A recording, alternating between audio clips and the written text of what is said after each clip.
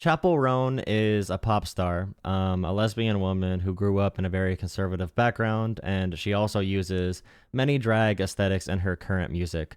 And I think I saw a story where she went to church like 3 times a week. Growing up in Missouri, a very religious state, fundamentalist, evangelical, very, very far right upbringing. And now she is on the left, progressive, and obviously representing causes of the LGBTQA plus community. So I think we should be very gentle when talking about this topic, because that is a really interesting backstory, and I'm sure there's a lot of trauma associated with it.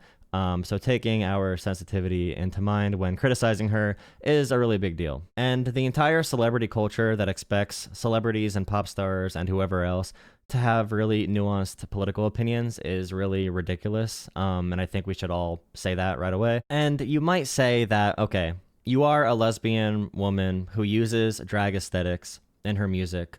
Your home state right now, because of Republicans, is executing a man who should not be executed. That happened yesterday. And now you are rambling about how Democrats and Republicans are pretty much the same. Republicans who want to ban gay people from society, and Democrats who have drag fundraisers. Nothing about them is the same at all, and the difference is very severe. And that's why it's so big that when you criticize Democrats, you make sure to pound in that the current Republican ideology and Donald Trump and MAGA is terrible. It's uniquely terrible, especially for gay people. And that's a pretty big deal. And I know Chappell Roan has said before she did not go to the White House because she felt very bad about what's happening in Palestine, and she wanted to make her voice heard. And I know it's been a very busy media cycle currently with her talking about her opinion. She says she's more about action, and essentially that she's not going to endorse anyone because actions are bigger than direct endorsements. Then the internet bullied her into making a statement, and this is her first video that she came out with yesterday, and she released one today as well, which we will get to right after. So this is what she put on TikTok yesterday. Skills, learn about what they're voting for, learn about who they're voting for, and ask questions. And it's being completely taken out of context, per usual. There is nuance to what I say in interviews. And I think it's important that people use critical thinking. I think it's important for me to question authority and question world leaders and question myself, question my algorithm, question if some person that tweeted something about someone else is even true. It's important to question because that's how I think we move forward. This is my third election in voting, and the world is changing so rapidly, and I want to be part of the generation that changes things for good because we need it. If you come to my shows, if you read my full interviews, if you literally know anything about me and for what I stand for, you know that this is not lip service, this is not virtue signaling, that my actions have always paved the way for my project and the people who really know me. Actions speak louder than words, and actions speak louder than an endorsement. Here's the full quote that a lot of people are just not reading. I have so many issues with our government in every way, she says. There are so many things that I would want to change, so I don't feel pressured to endorse someone. There's problems on both sides, and I encourage people to use your critical thinking skills. Use your vote. Vote small. Vote for what's going on in your city. The change she wants to see in the U.S. is this election year, she says, instantly is trans rights. They cannot have cis people making decisions for trans people, period. Again, saying this and then being unwilling to endorse like Kamala over Donald Trump is absolutely wild. If there is one issue Democrats are consistently much better than any other political party at, it's trans rights, unequivocally. There are Democrats taking huge political hits to support trans people, which is fantastic. But yeah, Donald Trump literally says how they're going to go into schools, and if you send your kid to school, they might get their genitals cut off and come back home one day as a different gender, fear-mongering about trans people, saying they have mental illnesses, they're dangerous to society, talking about trans people in the most dehumanizing terms possible. And yeah, there's no both sidesing this issue at all. If you're mad about Palestine, that's fantastic. Organize around that issue. But the 99% other aspects of the Democratic platform, and by the way, even on Palestine, Democrats are going to be 5,000 times better than Donald Trump. 5,000 times better, even at their worst. But yeah, all of these issues, there is no just coming on and being mad, self-righteous, and saying both sides are bad. This is the Macklemore effect when you become like a pop star. And I know she's older than me by a couple years. I think she's 26, I'm 24. But she's talking like she's very young. She's talking like she just got involved in politics. And I know in her next video, she does correct some things. But yeah, this statement is not really changing anything she said initially. She's still saying both sides. This is word salad. So, hearing from my mouth, if you're still wondering, no, I'm not voting for Trump. And yes, I will always question those in power and those making decisions over other people. And I will stand up for what's right and what I believe in. It really does sound like someone who's been on Twitter too much, and now they have a very morally self-righteous view of the world. She's like mad that people are questioning her opinion on this. She's mad that people are pointing out the obvious fact about trans rights. And I know in this video she released today, she finally says that she will vote for Kamala, finally. But she talks about the Democrats who are against trans rights. And I'm like, okay, so like Joe Manchin's not a Democrat anymore. I know even like really centrist or conservative governors like Josh Shapiro are extremely pro-trans, or I'd say radically pro-trans. Tim Walz, radically pro-trans. Kamala has been radically pro-trans. But yeah, the both sidesing here is wild. But here's the second video that she released today. Endorsing and voting are completely different. I don't agree with a lot of what is going on with like policies. Like, obviously, fuck the policies of the right, but also fuck some of the policies on the left. That's why I can't endorse. That's why I can't like put my entire name and my entire project behind one. Because there is no way I can stand behind some of the left's completely transphobic and completely genocidal views.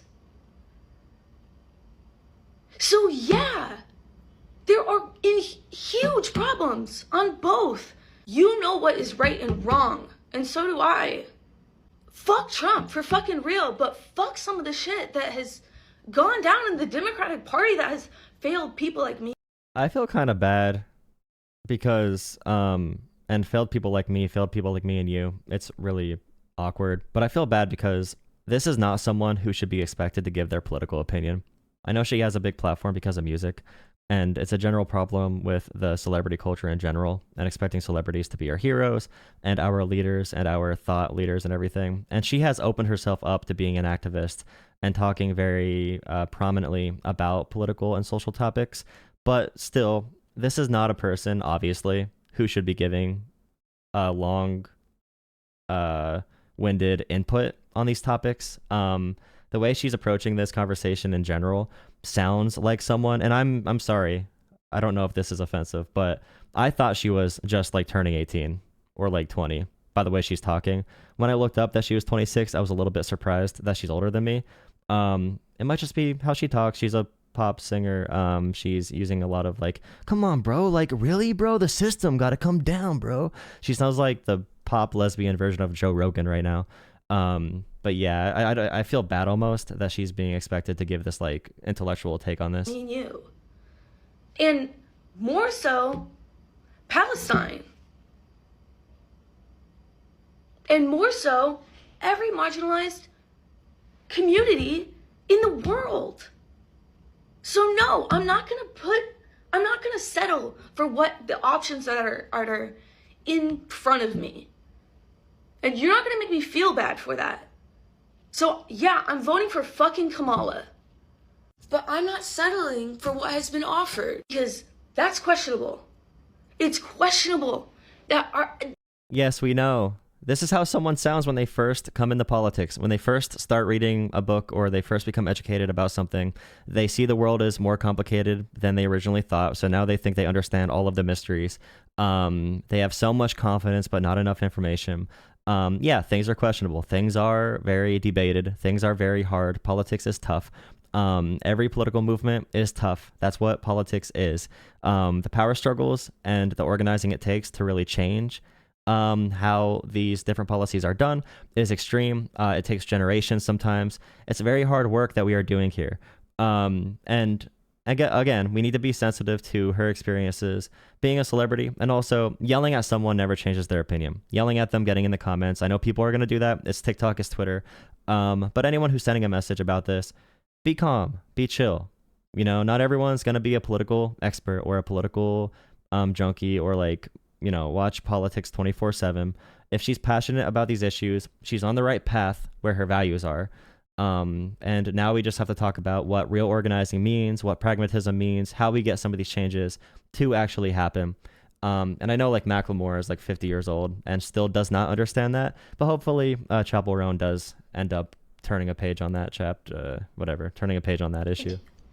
Our actions of our government, the actions of the internet, the actions of you and me.